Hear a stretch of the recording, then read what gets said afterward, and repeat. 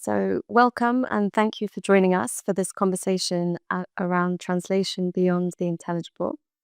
My name is Elhum Shakerifar. My pronouns are she, her, and I have shoulder length brown hair and I'm wearing round glasses and I'm wearing one of those thick knit winter jumpers that's white and pink and yellow and much brighter than this December day, which is why I'm slightly darker in the frame because that's about how much light there is. We're tending towards the longest night, so it's in many ways a lovely time to gather and speak about poetry and to share stories. And hopefully, wherever in the year this conversation eventually finds you, it'll bring some warmth. I know that it'll bring lots of interesting reflections because of who I've been very um, grateful to be able to gather in this room. Three wonderful writers, so Mayor, Will Harris, and Yasmine Seale, who will introduce themselves in a second. Um, I'm really delighted that we can share this space together, and I wanted to gather you because obviously I'm a great fan of all of your work, but most importantly because I felt the presence of a kind of slant translation in each of your work as poets and translators, working in really delightful ways with sounds and serendipity and marginalia and muscle memory and what is unspoken, what is felt in the body before it's processed by the brain. So, this session will last for about an hour, and I'll introduce it by explaining, I guess, why I came to this reflection. I've been a virtual translator in residence at the National Centre for Writing throughout the autumn to work on the translations of a wonderful Iranian poet called Parinaz Fahimi, who was introduced to me by a friend, and who very sadly died here in London in exile in 2016. And her poetry was published and celebrated in Iran after her death, but it had never been brought into the English language, the language that was spoken all around her as she breathed her last breaths. And so her collection includes poetry from many years before her cancer diagnosis, but the poems that most captivated me are the ones she wrote in London around the time that she was quite unwell. And they're poems that carry a very strong sense of longing towards a country she knows she won't return to. And yet they're also very anchored to this city. And her poems also, they carry this kind of nostalgia that comes through wordplay, sometimes almost like games with the words. And I found quite a large range of what I feel are almost untranslatable things.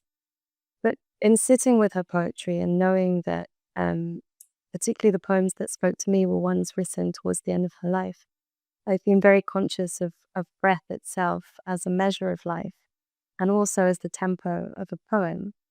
And so one of the first things I became aware of as I thought, how do I translate? How do I work with these words? Was the breath patterns. And alongside words and meanings, and thinking about how those things are probably lost or buried somewhere in a translation. And that's kind of what brings us here, this idea of translation is often presented as this decision between form and content, as if, it can ever be such a strict either or. And it just felt that there was a lot more to be said about what the body can teach us and what, we might grasp through our senses outside of what the meaning is. And so this is basically where we'll start. And I thought maybe we could go to So first, around this question of where language lands in your body or in the body. If you can start first by giving a little intro to yourself and then this big question. Hi, I'm So Maya. My pronouns are they, them. I'm wearing some big headphones, and also I have a lot of language on my body and around it. So I'm wearing a blue hoodie that says Team Orca because I am Team Orca. And behind me, there's a poster with a book and some rocks on it that says Books Rock. And maybe I can start by answering the question in a very specific and very literal way. I'll also hold up, make a visual gesture to show just one of the places that language lands in my body. And this is a tattoo on my inner wrist, which has a swallow and some text in linear B. And there are 4 pulse points in on my body that have 4 tattoos in different languages, mostly ancient languages, most of which are not legible in my daily life to the people who pass me on the street, and also one that's in Emily Dickinson's handwriting, which isn't legible to anyone. So language very literally lands in my body to remind me that that's where language begins. So perhaps because of the cancellation this week of Sesame Street by HBO, I've been thinking about how much early language acquisition is embodied. Now, that could be something as simple and as naturalized as singing heads and shoulders, knees and toes, and touching the body parts associated, moving your body, moving up and down in rhythm and song as well, and how quickly we are forced to forget that through formal education. That so much of our early language learning, even in utero, comes through rhythm. It comes associated with neurochemical and pheromonal changes. It comes through movement. It comes with all our other senses being activated, those that we have access to. And it comes with touch, whether we're hearing or not hearing. Um, Touch as well as gesture are a huge part of language learning. And as soon as we enter into the written world, those of us for whom that was a primary form of education, that touch is all centered into the pencil point or the pen point on the page, and now the fingers on the keyboard or the virtual keyboard.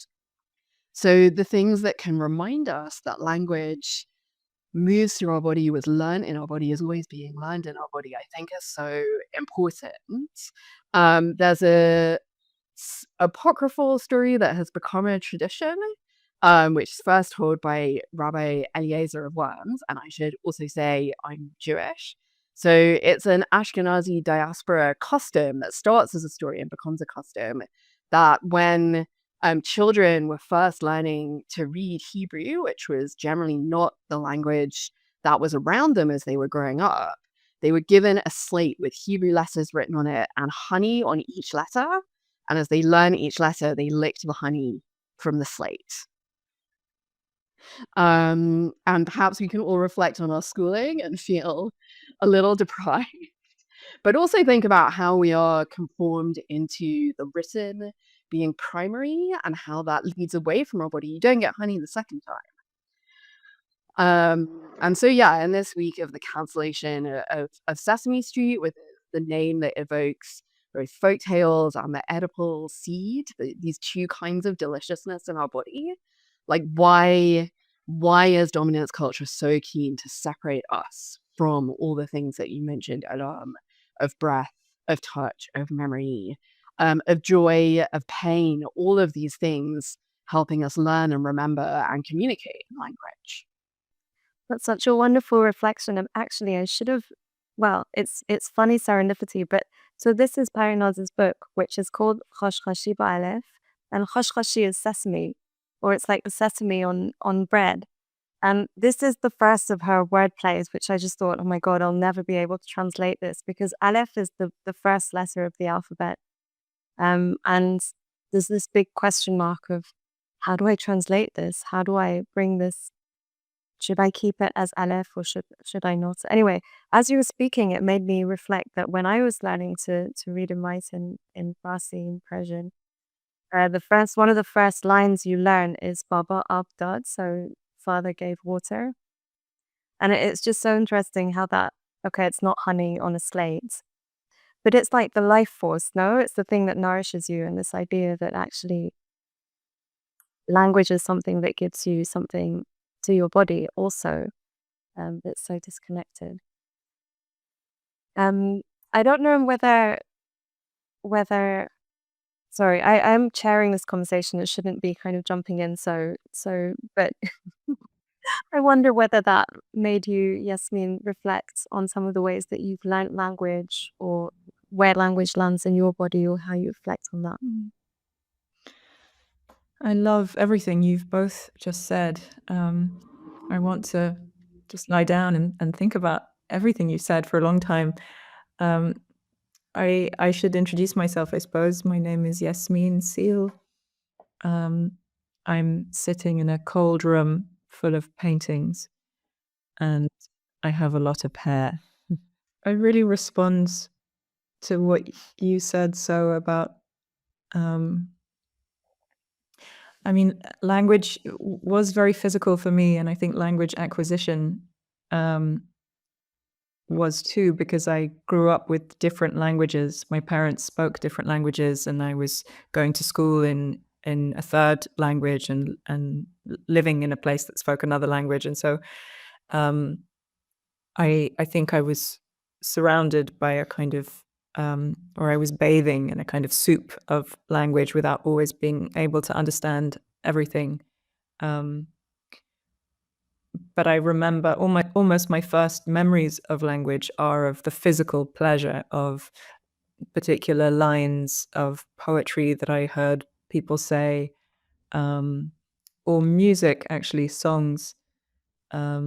I've always loved singing, and I still do, and it's how I learn other languages. I'll usually start by learning a song, and even languages I don't know at all, I might know a couple of songs in that language. Like, I recently learned an Armenian song. I know no Armenian, but it's um, a little window into um, at least some aspects of the language, if not the sense aspect.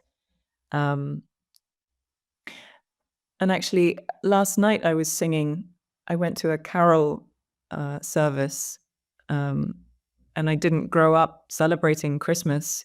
So the rituals of Christmas are really something I've discovered later in life, and I've got very interested in carols, and I love to sing them. And last night we sang what I think is one of the most beautiful carols, "In the Bleak Midwinter," which I think is a Christina Rossetti poem. And it has that incredible line in the middle, which is just snow had fallen, snow on snow, snow on snow.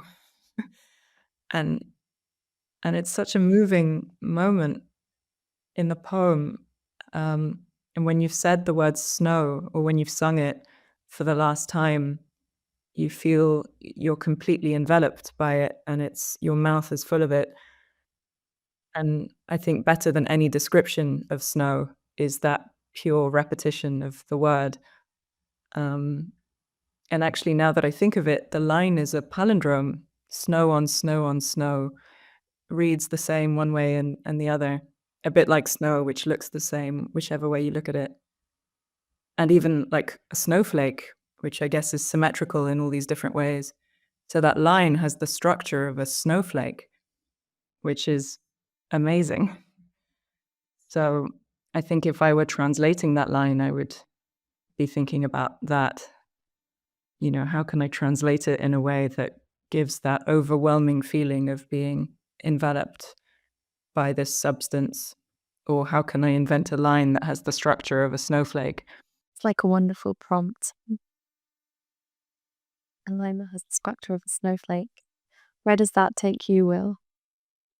Yeah, I mean, I felt like I knew you were gonna say that carol. That's like the poet's carol. Everyone, and so it's so good.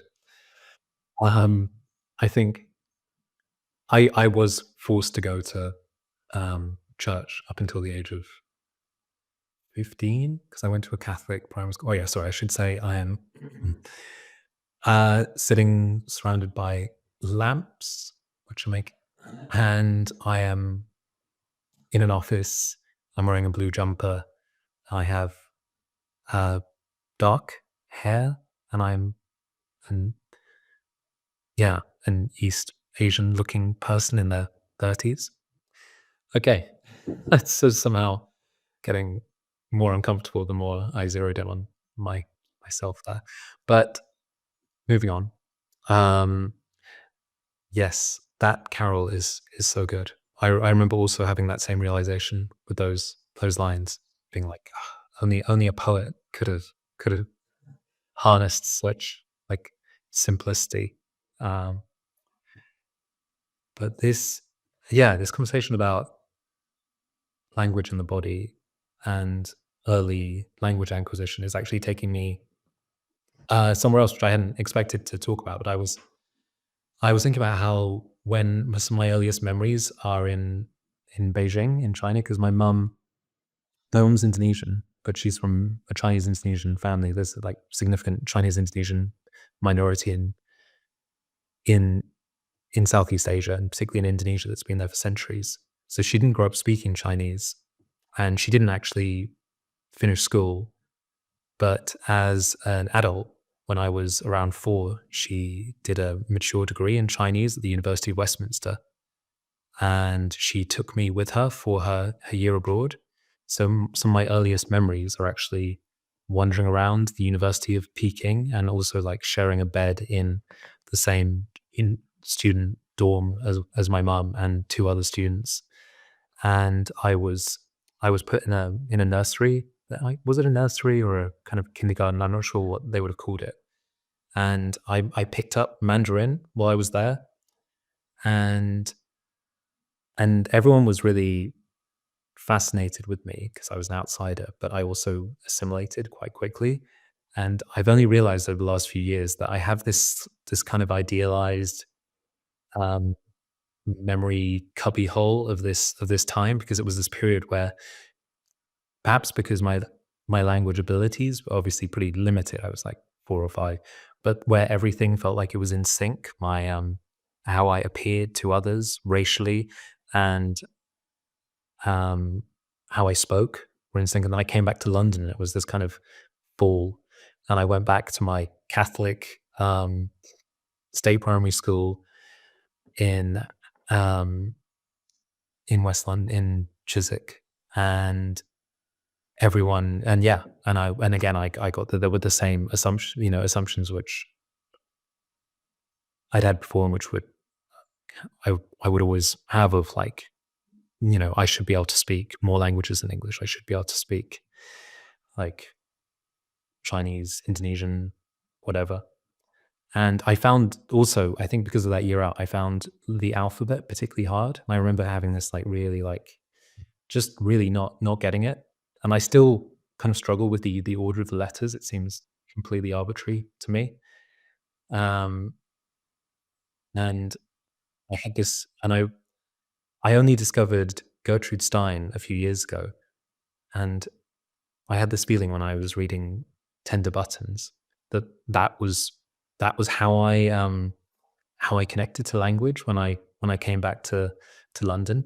There's this very, very weird thing, as in the way she so each of the name section of Tender Buttons, it's usually some sort of household object, or it could be a piece of food. Like there's one called apple, which begins, I think I might have it somewhere: apple, plum, carpet steak, seed, clam.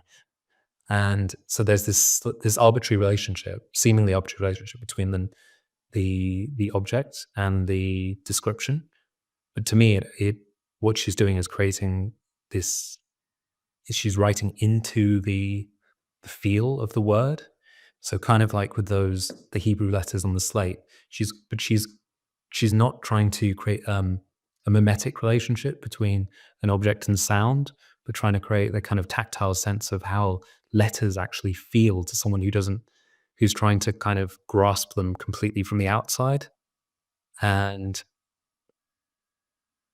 yeah, it's such an amazing founding principle for what poetry can be, rather than this idea, which it took me years to get my head around, and in the way that literature is taught in school, which is that it should be mimetic, which is that we're finding words for a feeling, as opposed to something more artificial to do with actually the words, the shapes of words and letters and sounds, which almost secondarily involves the world itself.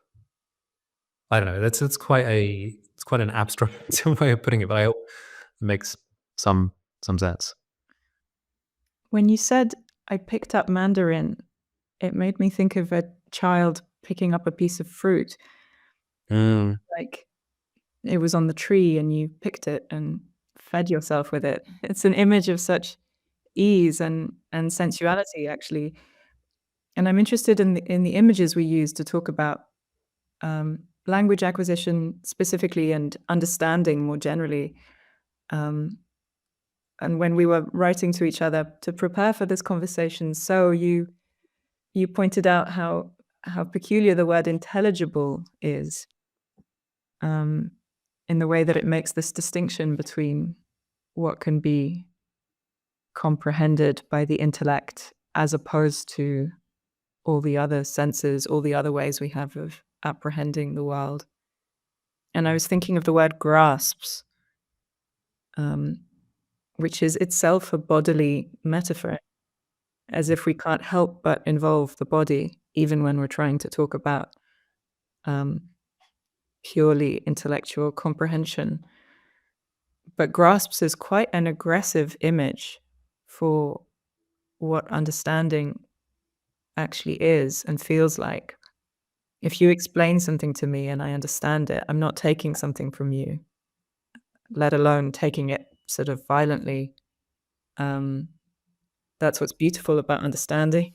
And so I'm kind of interested in this question of what would happen if we didn't think of understanding or knowledge like a hand taking, but like another sense organ, maybe an ear. Yeah. That's kind of what I was getting at. And actually that's the thing I was going to talk about maybe at this juncture or later, but was of homophones and puns. And yeah, understanding implies something, something that kind of moves up and down.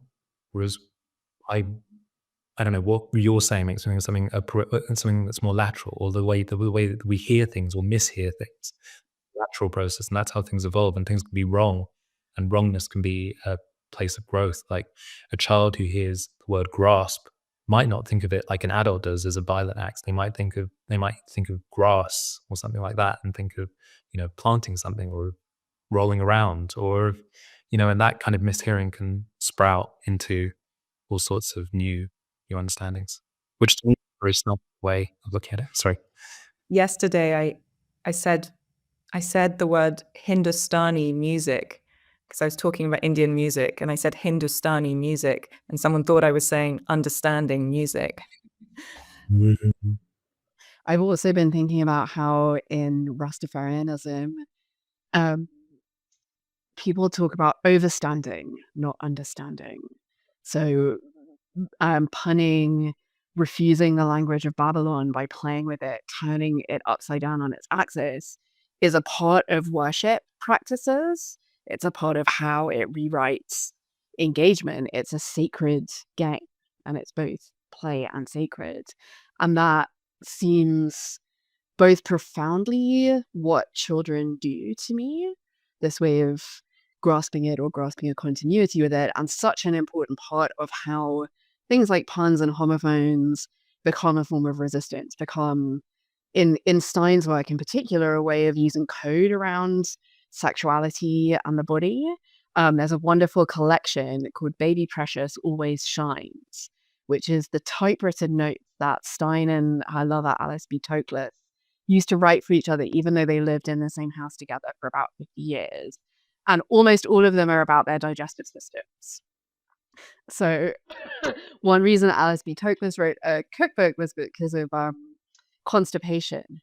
And so the conversation around what lifting belly and other of Gertrude Stein's famous poems means comes into this really interesting focus. I'm not one for diagnosing writers or saying that we all just write from the symptomatics of our physical bodies, but how infrequently we talk about them, like Will, as you were saying, in standard literary criticism, where the mimesis is very much around felt thought, not even felted thought, which like Elhum's jumper would be so beautiful.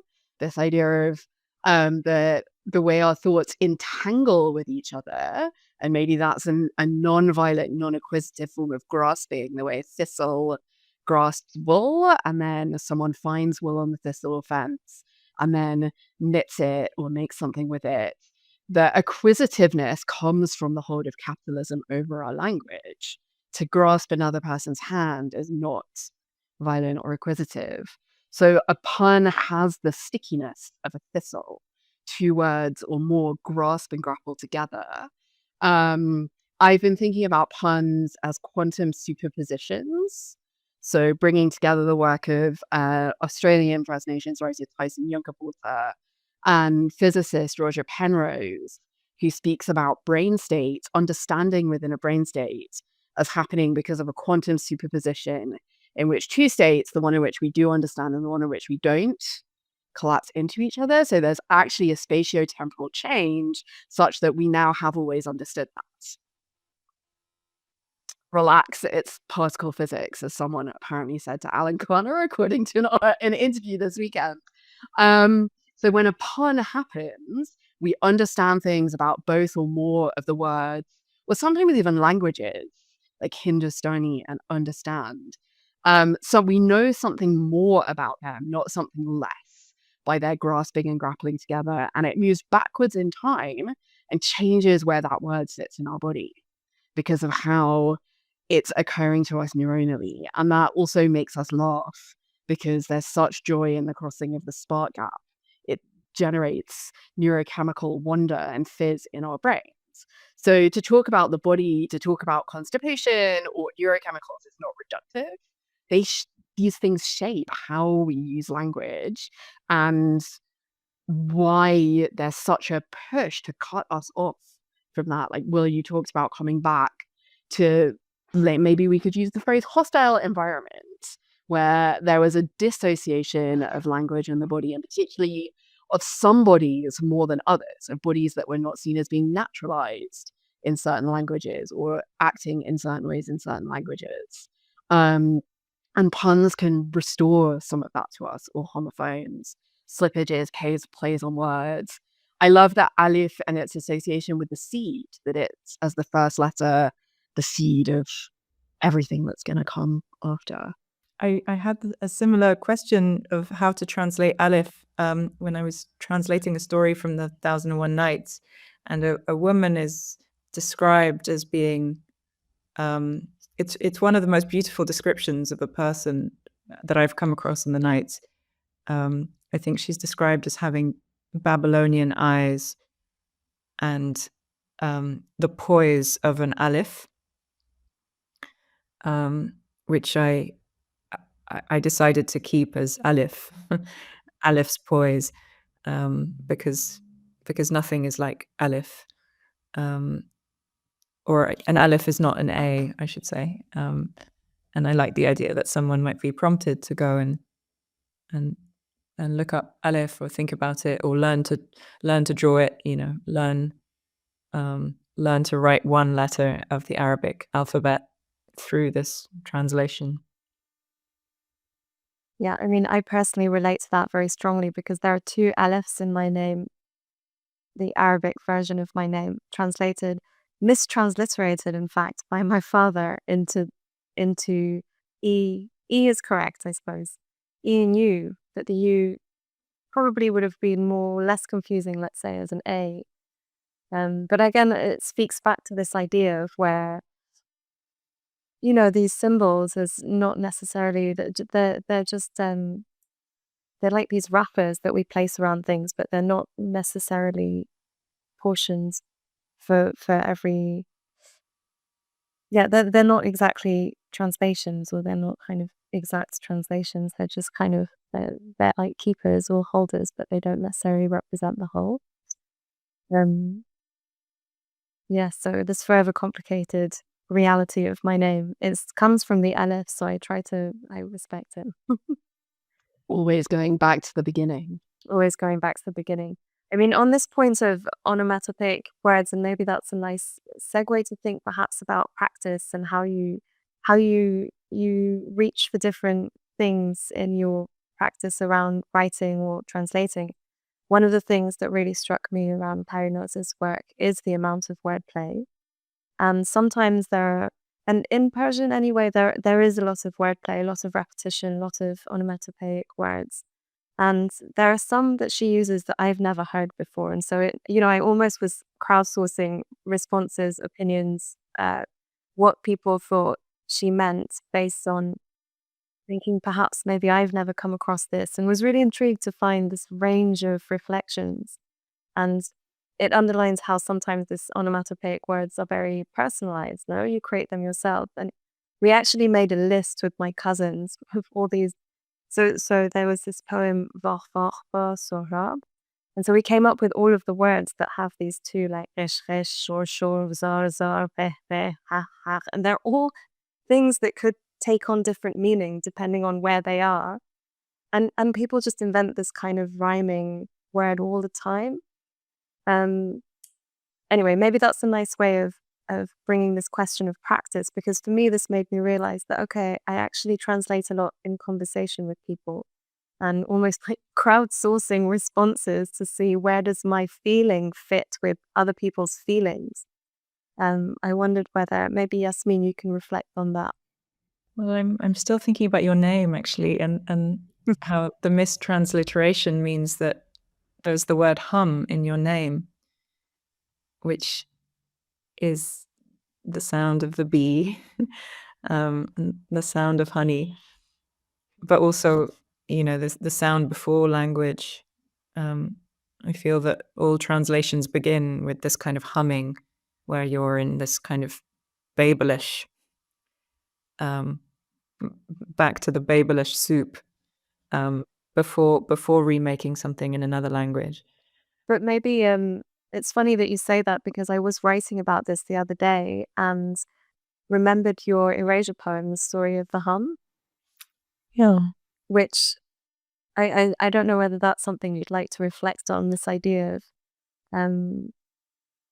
different ways of looking at a text, different way of looking at different translations of the Nights, for instance. What you kind of finding even the story of the hum on this page. Oh, well, it's sweet of you to bring it up. This was an erasure I made of a page from a 19th century translation of the Nights. It's actually the first page of a story called The Story of the Humpback, which I erased the title so that it became The Story of the Hum, and then erased everything on that page except the letter M. And so it becomes The Story of the Hum, and then just a sequence of M's arranged down the page, which I think I was thinking about this idea of the hum being this kind of pre-verbal moment before words come, but also thinking of lullabies, thinking of the language of women and women's song, and techniques of comforting children and perhaps comforting oneself, and also thinking of Scheherazade as a kind of machine. I thought of this hum almost like the hum of a machine, that she's on autopilot in some way, or she's like this kind of electrical grid that has to keep on generating. Do you find that finding almost like these riddles within a page, within a translation, help you understand it anew or open up another door in terms of your wider understanding of it? And do you look for them, or do they come to you in a sense? Well, with the Nights are a special case because it's a work that's been translated so many times and has so many layers that have accumulated over these texts. So I felt a strong desire to play with it, not just to serve it.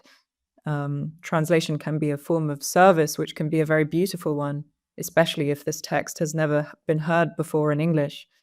If I'm translating those kinds of texts, I often feel a great sense of responsibility, and I want to serve the text and become a kind of vessel for it. But with the Nights, I felt quite a rebellious sense of wanting to mistranslate it sometimes, or to speak back to it, or to take it in another direction from what it was telling me to do. It's almost like a game, the Nights. I think it really invites response, and it's always leaping off the page. I often feel that it doesn't really want to be a book. It wants to be something else, or to take on a more kind of embodied form. Well, around this question of finding or practice around, I'm thinking of your poem, Say, and how this word or this reflection comes to you. Yeah, well, I was just thinking that the perfect embodied form is the hum.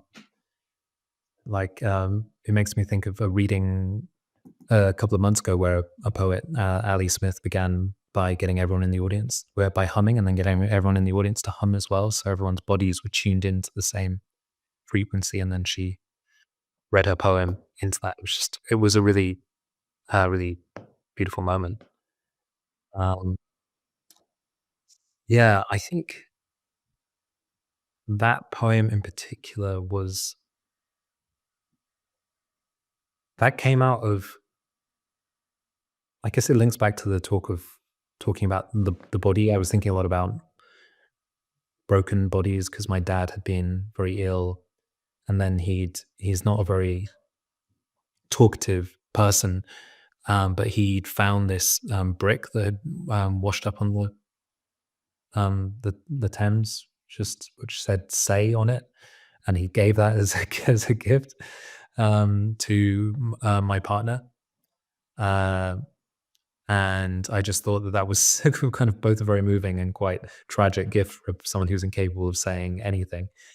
And also it was broken, I think, from a larger, I don't know what, like um, a bit of masonry that was with a business's name on. So I just had this word "say" in my head, and I think in that poem, I actually equated "say" with this idea, this kind of real keen idea of flow, and that actually saying doesn't always have to be verbal. Actually, the best part of that poem, the part that I really love, is the part which is just a quote from Maurice Merleau-Ponty, where he says, whether you, I should really remember it. It's like, which I think I've mistranslated to try and make slightly more memorable, in my opinion, which is whether you say nothing or whisper, you speak with all you are. So that idea that you say in spite of. And so the whole poem was trying to like cross the breach, the lack of communication between me and my dad, and also the kind of racial divide between us, because my dad's white and often says some pretty off-color stuff about race, or he kind of speaks into his ignorance about it. So it was about what can be said or held between us that is unsaid, which is a big theme in that book. In fact, the thing I was going to talk about was going to be about homophonic translation, because the book begins with this kind of wall of words beginning rend and ending rendang, which was my way into the book, which was thinking about myself as this like bad pun, in that I look like, I look East Asian, but I can't perform in a lot of the ways people might expect me to. So I began with this bad pun, a bad pun of rending and rendang, one being the curry, Southeast Asian curry, rendang, and rending being like breaking apart, or actually kind of putting together. And yeah, so I've always been, fascinated with that, with translation, bad translation, and in particular homophonic translations. It was actually a really nice thing to discover. When I finally managed to get a hold of Domi Cho's first book, The Morning News is Exciting.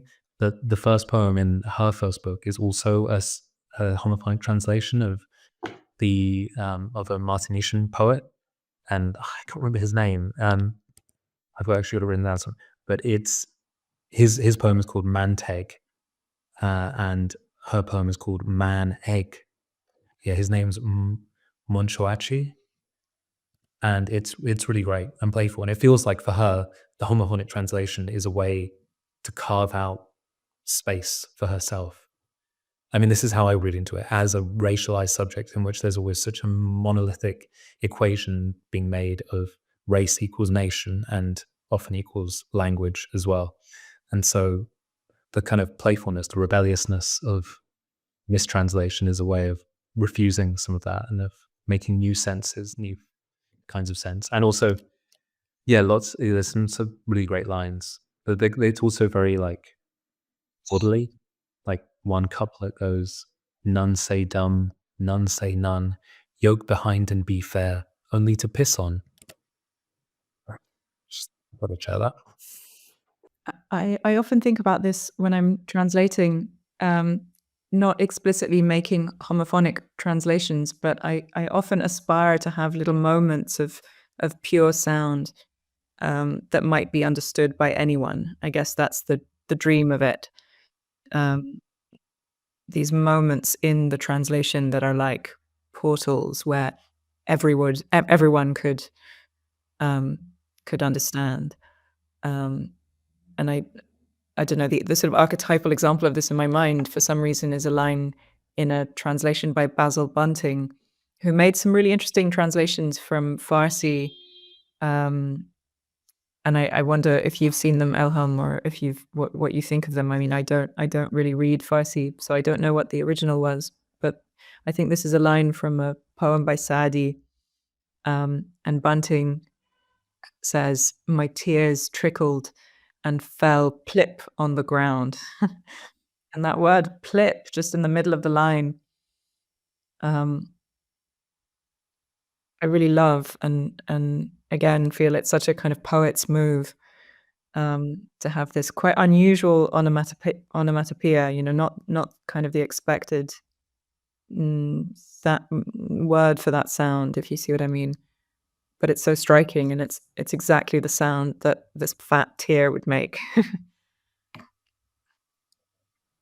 I don't know that poem actually, or in the Mm. translation, or I'm trying to think of what the Farsi and Persian might have been. But I do love that, and I'm going to look it up.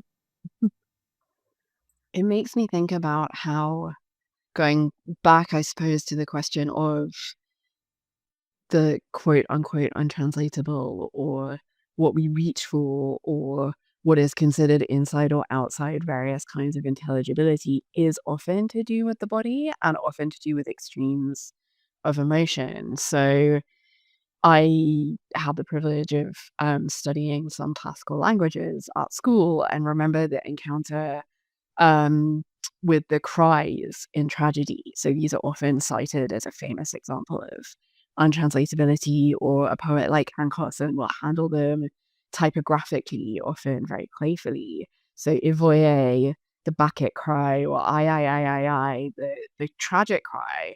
And the idea that we would somehow have to translate these when they're both contextually specific ritual practices and accessible if we listen, if we use our ears to go to the image of openness, of absorption, of allowing things to affect us. And it made me wonder about how, in formal and imperialist ways, translation can be used to stop understanding. So taught practices of translation are often themselves mistranslation, because they are deliberately misrepresenting the qualities of language as well as semantic content in order to sever both the original speakers from their right to make meaning and any possibility of improvised intercommunication between language communities. So I think the word translation obviously covers as much as living being or culture, but looking at some of those instances where one comes up against translation and it partakes of the way in which language partakes of law, of borders, of censorship, of silencing, of removing permission, um, and how that begins in removing that connection to the sensory and to memory. And I just want to read a quotation, actually a tweet, because we're very out to date here. I will only call it Twitter, sorry. And this is from Niger language activist and writer Yasmine Aguila Elena Gil. And it was originally on Twitter, but it's included in the collection This Mouth Is Mine, which has been published by Charco and translated The material in it that's in Spanish has been translated by Ellen Jones. The material in Mige has remained in Mige. And Gilles, who's an activist for the expansion of language awareness, for the against imperializing, homogenizing languages. So in her context, against the imposition of Spanish on the multiple language communities in the territory called Mexico. And she writes, the foundation of writing is visual, in quotation marks, symbols. The foundation of the oral tradition is not the voice, but rather memory.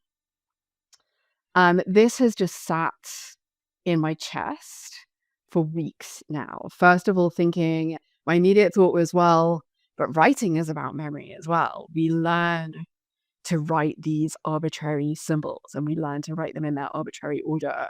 And we also learn an arbitrary, strict orthography. So I've been learning a little bit about some of the traditions of handwriting, Anglophone handwriting. For example, in the 18th century, middle-class white women were taught a different orthography than white men were taught in their fancy boarding schools. So that was a way of excluding them from any employment that involved scrivening, because their handwriting was not considered acceptable. And this is even talking about those who had the privilege to be educated. So written language, these written symbols, as well as the way we speak, are accented, to pick up a word from theory, but also practice that we inhabit. So the more we move into those fixed symbols, the further away we move from the fluidity, which I think Gilles really beautifully situates, not in voice as an individual attribute, but memory as a collective practice. Yeah, that I haven't fully worked out why this is expanding in my chest each time I breathe and swallow, but it feels like it's constellated something that's been moving through my mind since we've been thinking about having this conversation about what are we doing when we're making language, we're making memories together, we're drawing on memories that we hold collectively to make memories for our future selves and future generations. And that's so clear in how Gilles talks about Indigenous language activism. But I hadn't felt it in my body before. That really doesn't answer any questions whatsoever. It opens so many doors where it feels like there's something that turned the key almost. It kind of opens something in your chest. That's where you refer to it, landing. And I think, just maybe coming back around, that homophonous translation, because it brings us back to that sensory aspect of language, in that all the radical anti-authoritarian, anti-imperialist ways that Will was saying, can be one of those keys as well, to remember that sound is sense. They are not separable from each other. And sense is sound. I'm kind of grappling with it. It's a really, it's really amazing, really amazing way of putting it. And the idea of, not translating the voice, the individual, but the memory, something collective. And then translation is kind of re-collectivizing. I don't know, or like bringing it into a larger collective pool. Is making me think of what you said about the pun as being more rather than less. Translation is always additive. You're always adding more. It's never like a kind of tracing paper like for like thing. It's always, you are in a sense trying to tap into some sort of collective unconscious, which is linking you with that work in, I don't know.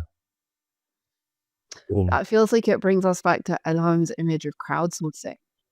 That translation is always a practice of listening to each other, even if you're not asking. I love following those threads on social media where people with such knowledge and investment, and also often great play and laughter, are sharing across sometimes very niche practical vocabularies, where we also notice how certain vocabularies for particular kinds of artisanal practices are being lost from our everyday, or for species Um, how long will we have jam making languages? It depends on the berries.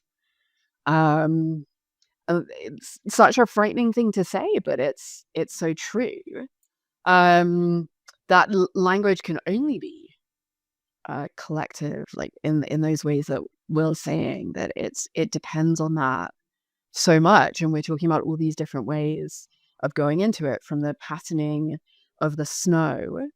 Although, Yasmine, I have to say that for an hour now I've been thinking there's only 5 snows, and a snowflake has 6 points. So where is the 6th point of this? Is it in the extension of the snow with all the O's and the W? Like, sorry to be so insistent on radial symmetry. But once you go into these ways of thinking, things open laterally, they open spatially, they open dimensionally. It's really interesting you say that, because I misremembered the line snow on snow as being snow on snow on snow, which Would be which sick. would be fixed. So maybe that 6th snow is somehow buried in the long snow. It's there somewhere. There's room for it in there. But I love what you said about the cries of the tragic heroes. This question of translating ancient emotions is something I'm dealing with at the moment, actually. I'm translating the poems of a woman who lived in the pre-Islamic period, actually just before the rise of Islam. She was more or less a contemporary of the prophets, and perhaps at the end of her life she converted, but we can't know that for sure. But in any case, the poetry of hers that survives is the expression, and in some ways the last expression, of a worldview that was about to be displaced by Islam's revolutionary vision. And it's a different kind of moral code, and it's a different idea of justice. And all of her poems, or most of her poems, the poems she's known for, are poems of grief. She writes about her brothers who've been killed in battle. And she's writing about grief because grief is or elegy is one of the few genres that women are able to write in. So women are not writing qasidas, which is the classical poetic form. They're usually just writing elegies. But within this genre of the elegy, she is writing about all kinds of things. But all of her poems, all of her lamentations begin in the same way, which is with an address to her eyes. It's a kind of imperative address where she's calling on her eyes to weep. And I've been thinking a lot about how to translate that, because it's both very intimate. It's almost like all of these poems are letters that begin "Dear I" or "Dear Eyes." Letters addressed to some part of herself, but at the same time, they're imperatives. So they're almost like battle cries, where she's calling on her eyes to release a flood of tears. There's something quite martial about this image of abundance and being lavish in your grief and not holding back. So even just how to punctuate that is interesting. I'm sort of resisting the exclamation mark, because I sometimes feel that you can be even more powerful without an exclamation mark, or the exclamation mark creates a certain kind of atmosphere that I don't necessarily want for these poems that are both very public and at the same time very intimate. And just thinking about the imperative comma in the title of Lydie Silver's Cry, Mother Spain. So rather than a exclamation mark, the direction of and it's not even an imperative, is it? It's an invitation, is given through a comma, a pause, a short pause. I think punctuation is so much a part of this conversation, particularly Elhum, you began for us by talking about breath and that question of whether punctuation is something that arises from the breath of spoken language or is an indicator of written grammar, and how, particularly in poetry, also using mise-en-page and white space, that relationship between the body and the borders, the boundaries, the rules is navigated. Yasmine, I was wondering whether the poems would have been sung aloud or were they from a written practice, solely written practice? They would have been spoken, although actually, to go back to the word say, the word say in Arabic, the verb qala means to say, and it also means to sing, and it also means to recite poetry, and it can also mean to compose poetry. So you get these songbooks, which are like anthologies of poems, where you get a short biography of a poet, and then he said, and then a few lines of his quoted. So all of these are kind of aspects of the same activity within the imagination of that word. But her poems would have been spoken and to some degree improvised. She was known for her skill in improvisation.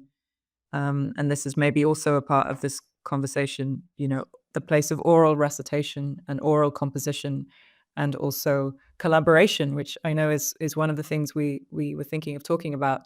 The way a lot of poetry was composed in this period is that you would go to a marketplace and meet with another poet, and they would begin a poem with a certain rhyme scheme and meter, and they would say to you, finish this poem.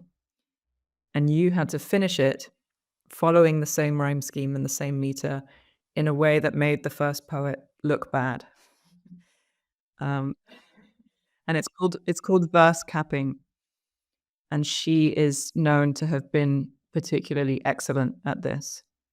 And it's not clear whether these grief poems were composed in the same way. Wow.